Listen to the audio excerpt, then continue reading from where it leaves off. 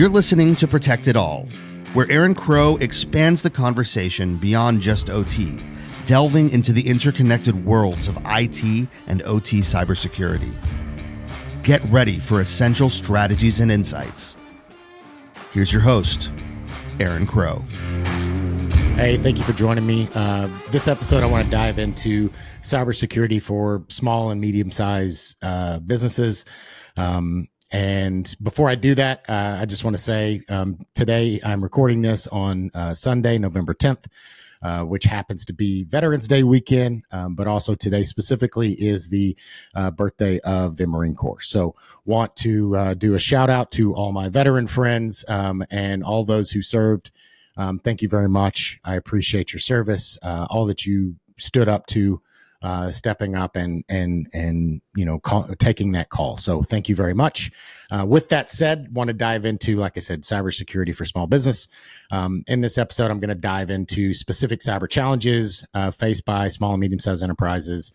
Unlike large companies, those small, medium-sized companies, they many times operate with limited budgets and resources, which really makes them a target, for cyber criminals, not because they are a small company, but because they don't have the resources and the skill set to really protect their environment. By the end of the episode, the goal is to gain a deeper understanding of the steps you can take to improve your cyber posture without breaking the bank, because you don't have to have, huge budgets, and teams of people, to do, simple basic things that can really, drastically improve your cyber posture.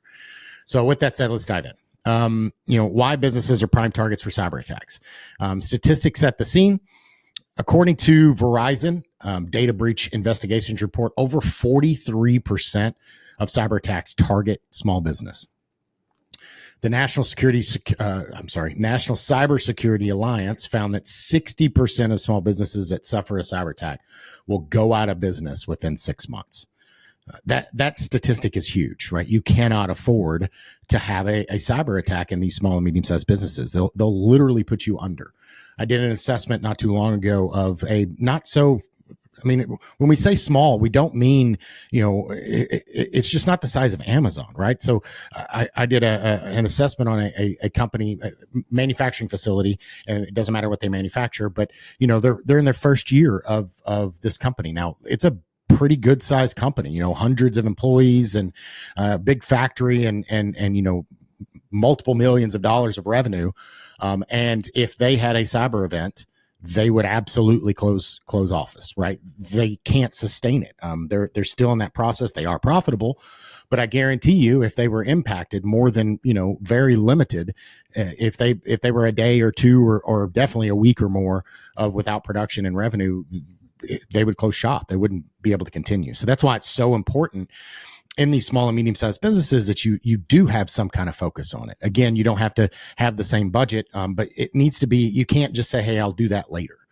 We see that there was an article here recently around, startups and how all these startups don't necessarily put budget toward cybersecurity.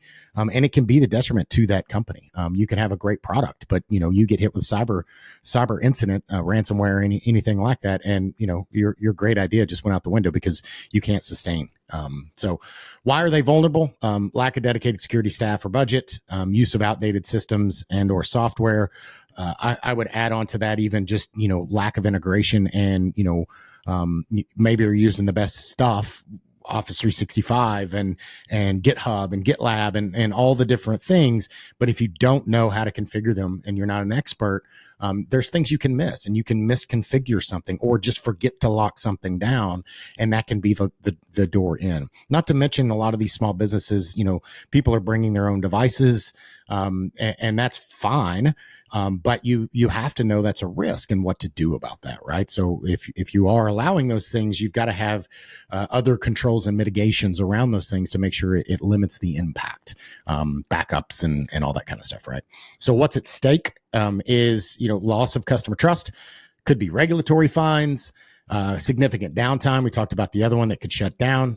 Even just a minor breach can impact production, the ability to sell your product, and not to mention that, if your customer PII type information gets out, that could be just a loss. That customer trust could go away. And it doesn't matter that you have a great product.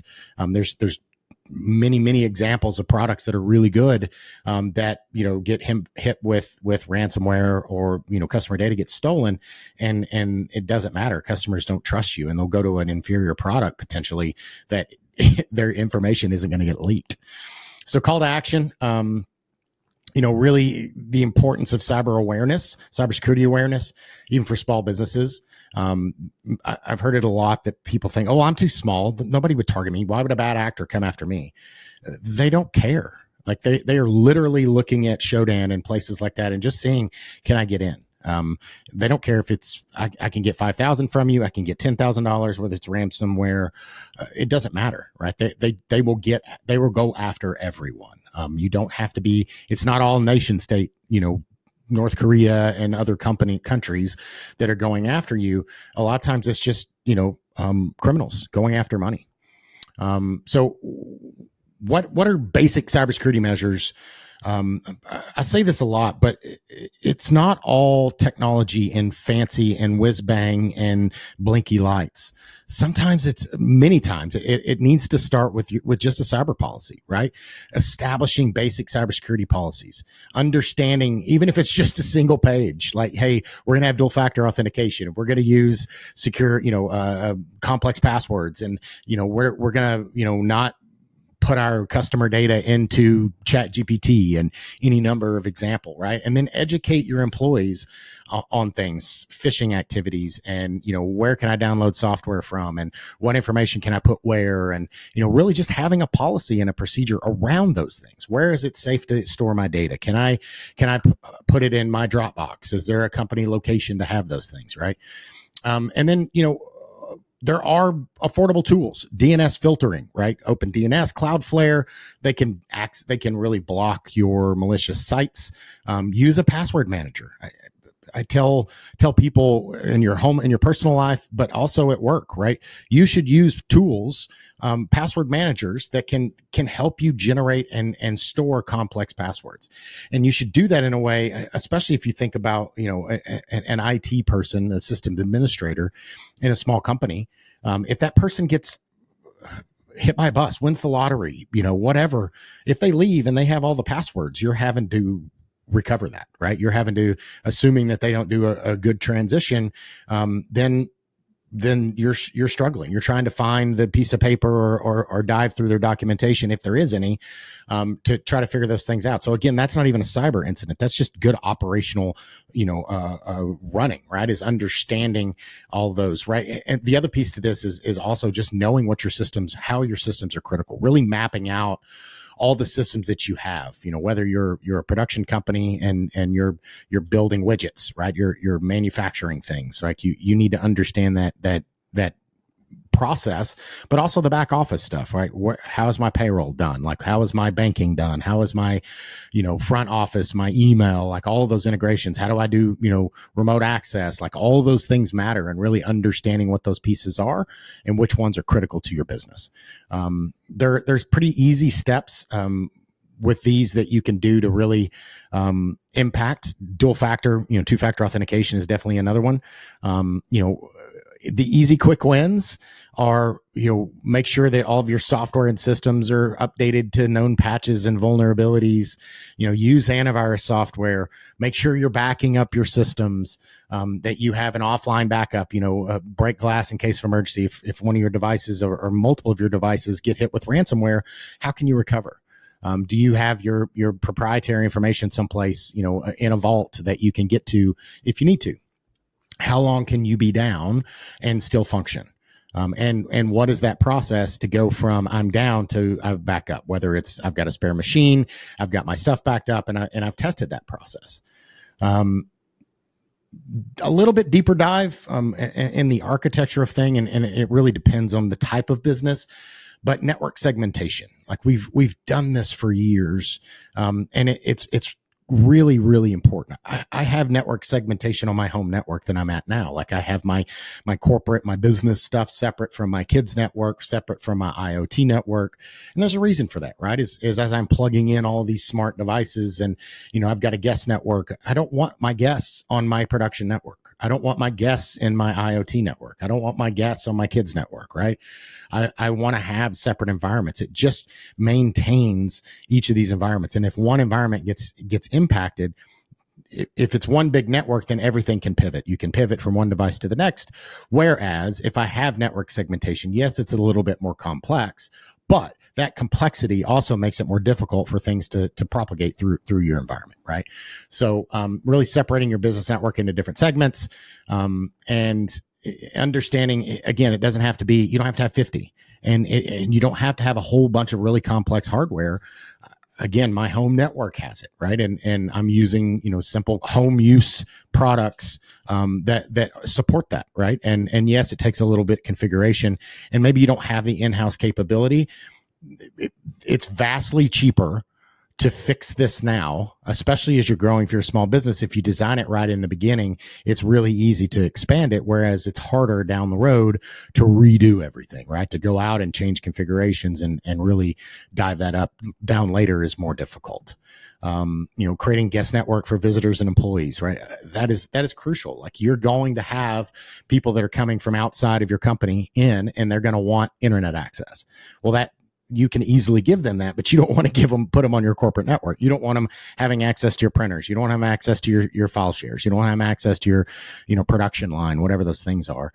And then even beyond that, really segregating critical systems, financial data, even locking down if I have a share environment. Like I don't want my janitor having access to the accounting data, people's salary and customer information, right?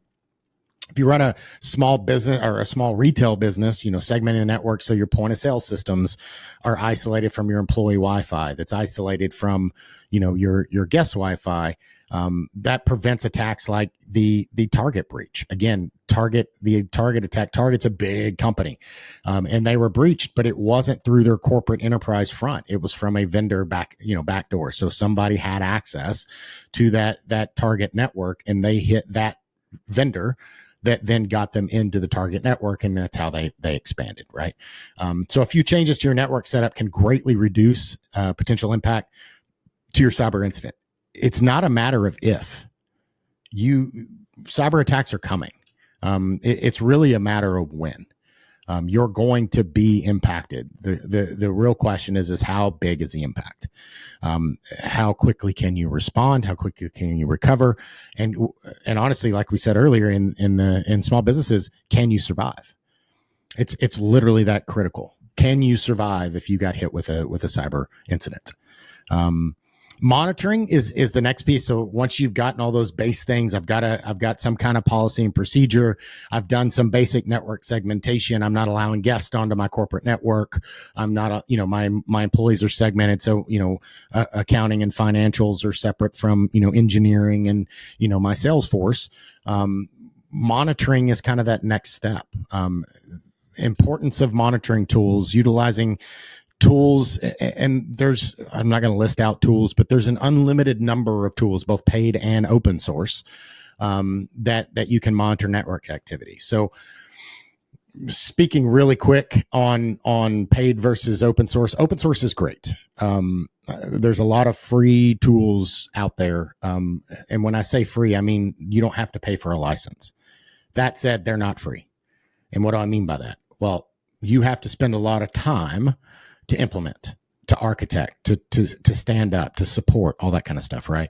So some of the things that you're buying when you pay for a commercial product is the setup and the support, right? That is, especially if you don't have in-house expertise, you're the CEO, you really shouldn't be spending your time on monitoring of your environment, right? It's not your single best use. That said, you may have to in the beginning, how small you are, but again, that's where if you can open a ticket with a support company for this product and monitoring and all this stuff, that's a lot easier, and it takes less of your time away from running your business, as opposed to trying to go as cheap as possible and not have that monitoring. That said, a lot of people are still going to have to use open source, and that's fine. Just know it's going to take time, and it's going to be a lot of work to maintain and get the value, even if you're not paying for a license, to get the value out and make sure that you're monitoring and you're seeing all the things, right? So how do you monitor your devices? Obviously, you really need to start out with, what do you have? Like, do I know what devices I have? Do I know what systems I have? What critical systems? Like, how can I monitor Office 365, making sure my setup is correct, monitor my endpoint devices, make sure I've got antivirus on those things, make sure that I'm scanning my corporate network so that I know devices as they get plugged in, and I'm monitoring the switches and the firewall, and I'm looking for, denial of service attempts and malware coming across. You can use, logging type devices, Splunk and others, right? There's, again, I don't want to dive too much into which products, but, there are free and low cost options out there for many of these things.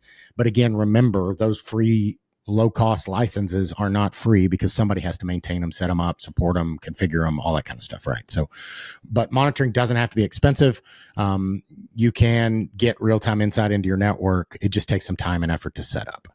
DNS filtering, that really helps with, as your devices are going out, if somebody's clicking on a phishing link, right? If you've got some of these things set up, even clicking on that link, it's going to block it from being able to go out. So, DNS filtering blocks malicious sites before they can infect devices, especially important for preventing phishing and malware attacks.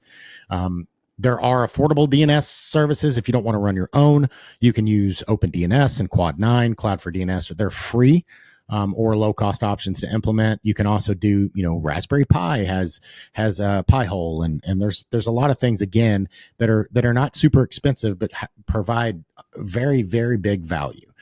There's a lot of other things that are built into enterprise level firewall type devices. So FortiGates and Palo Alto and those guys, they have a lot of these things built in, so you can buy one device and get a lot of capabilities. You've got the FortiSIM, and you've got, the AI threat data that's coming in these environments from Palo and FortiGate and all this stuff, right? And those things really get you that next level. But again, they're going to be more expensive. You can also do it with a pfSense box or any number of the open source firewalls, or Ubiquity. There's a lot of them that are more affordable. But again, remember that affordability comes at a cost. And it's really a time versus experience versus, capability. And that's where you really need to figure out what's right. As long as you're doing something, it's better than nothing, right? So figure out what those low hanging fruit are for you and really focus on them. And it goes back to that original, documentation and process is what is important. What are my crown jewels? And I want to protect those crown jewels. If my workstation goes down, but I've got a good backup and I know I can recover in an hour, maybe I don't have to spend the expense on really, endpoint protection as much as I do on the other. I'm not saying endpoint protection is not important. I'm just saying you can begin to decide what is the most important for my business, right? So getting a little bit more advanced is that incident response and business continuity planning, right? And that goes into how long can I survive? What is my recovery process? If this system goes down, how do I get it back? And again, small businesses are really struggling to survive after a massive event like this, right? And massive to a small business isn't the same as massive to Target. A massive event for a small business could be hours. Like you could lose enough revenue and reputation in a few hours of downtime that it's going to be hard to dig out of that hole. So make sure you outline the steps that you would take in an event of a breach: containment, communication, recovery. And you shouldn't do that in a vacuum. Those are things, go through a tabletop exercise. There's great tools out there. ThreatGen has that auto tabletop they do, which allows you to use the capabilities of AI and language models to go through those scenarios. You're not an expert. You might not be able to pay for a consultant to come in and do it, but you can use tools that'll help you, kind of get a leg up on these things. Make sure you have backup strategies. You need to have some kind of strategy and have multiple copies of your data, 2 different types of media, at least one of them off site. That's that 3-2-1 backup rule.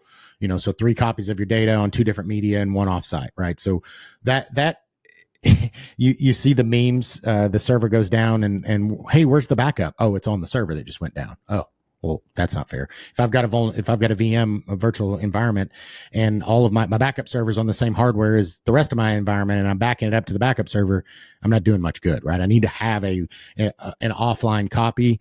Think about, I don't want it in the same room. If that room catches on fire, if there's a lightning strike and it takes out everything on a circuit, like all of those things are impactful. So you need to think about those things. So I want to make sure that I'm thinking through all of those things so that if the worst case scenario happens, I have a path out. It may not be pretty.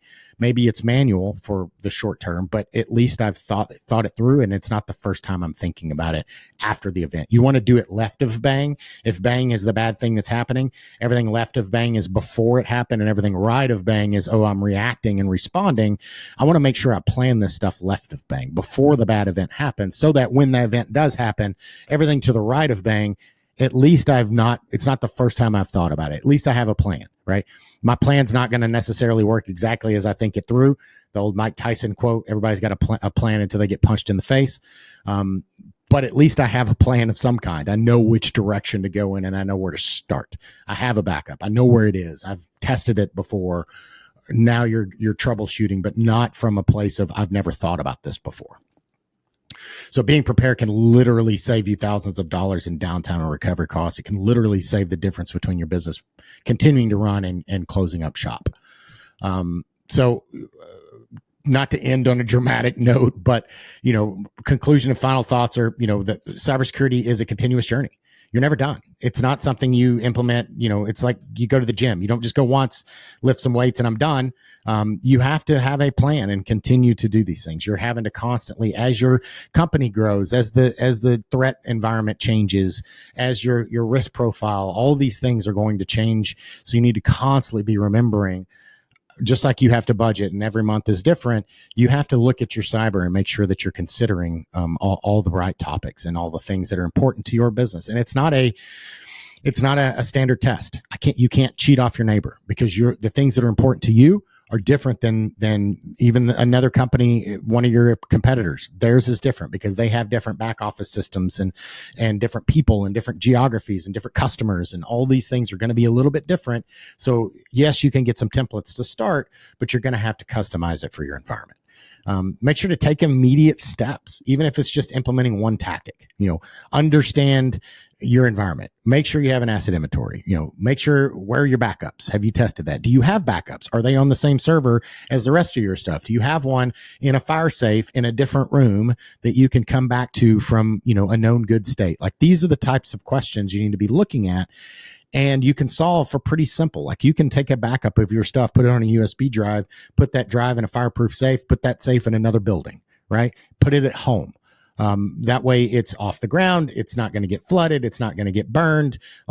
And do that 2 or 3 times. That's not expensive, especially as a small business.